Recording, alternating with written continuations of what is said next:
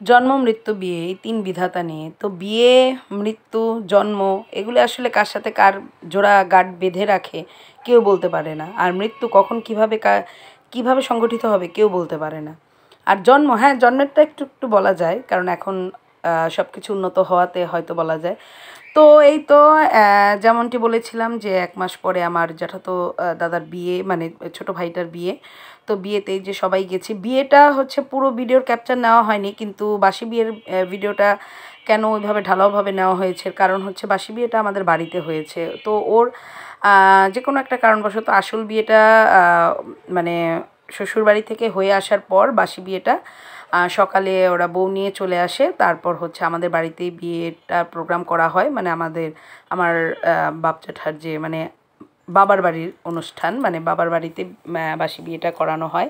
তো নর্মালি বাসি বিয়ে হচ্ছে মেয়েদের বাড়িতেই প্রোগ্রামটা হয়, কিন্তু আমাদের হচ্ছে বললামই তো যে কোনো কারণবশত এটা বিয়েটা আমাদের বাড়িতে এনে করা হয়েছে। তো এই বিয়ের প্রোগ্রামটা পুরোপুরি তুলতে পেরেছে। আর বিয়ের যেটা আসল বিয়ের যে ক্যাপচারগুলো নেওয়া হয়নি, কারণ সেদিন প্রচণ্ড গরম ছিল। আর আমরা সবাই বরযাত্রী গিয়ে সেখানে খাওয়া দাওয়া শেষ করে সবাই মানে যার যার সেফ সাইড মতো বাসায় চলে আসার চিন্তা ভাবনা করছিলাম। তো আমরা বাসায় চলেও এসেছিলাম, যার কারণে আসল বিয়ের কোনো ক্যাপচার নেওয়া হয়নি। তো বাসি বিয়েরটা হচ্ছে নেওয়া হয়েছে, বললামই তো কী কারণে। তো যাই হোক, বাড়ির সবচাইতে শেষ বিয়ে এটা আমাদের ভাই বোনদের, বলতে গেলে ভাই বোনদের সবচাইতে শেষ বিয়ে এটা। তো এর জন্যই একটু বেশ আমোদ প্রমোদের মধ্যেও দুঃখের মাঝেও আমোদ প্রমোদ হয়েছে হালকা পাতলা। তো যাই হোক, তো এখানেই তো এরা হচ্ছে পাশা খেলছে, মানে এটা হচ্ছে পাশা না, ঠিক এটাকে কি বলে আমি জানি না। তো যাই হোক, এটাও একটা খেলার মতোই, মানে বিয়ের একটা রিচুয়ালের মধ্যেই পড়ে। তারপরে হচ্ছে এই যে বউকে হচ্ছে হাত ধুয়ে দিচ্ছে বর। তো এটা আবার শালিকা বরের হাত ধুয়ে দেবে, মানে তার দিদি এবং জামাইবাবু দুজনের হাতটাই ধুয়ে দেবে। তো এগুলো আমাদের একটা বিয়ের রিচুয়ালের মধ্যে পড়ে।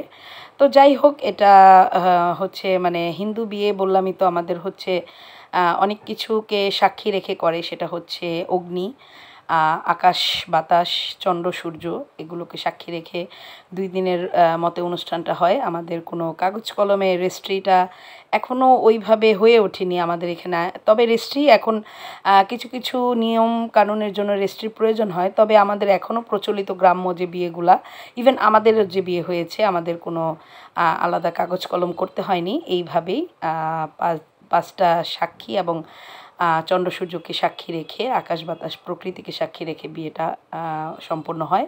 তো যেটা যার ধর্মে যেরকম নিয়ম। তো এই তো সিঁদুরদান হচ্ছে বিয়ের সবচাইতে মোস্ট সুন্দর একটা মোমেন্ট। এই একটা মোমেন্ট খুব সুন্দর। আর হচ্ছে শুভদৃষ্টি, ছাদনার তলায় যে এই দুটো মুহূর্ত হচ্ছে সবচাইতে সুন্দর এবং খুব আকর্ষণীয়। আসল বিয়েতে হয় শুভদৃষ্টি, আর বাসি বিয়েতে হয় সিঁদুরদান।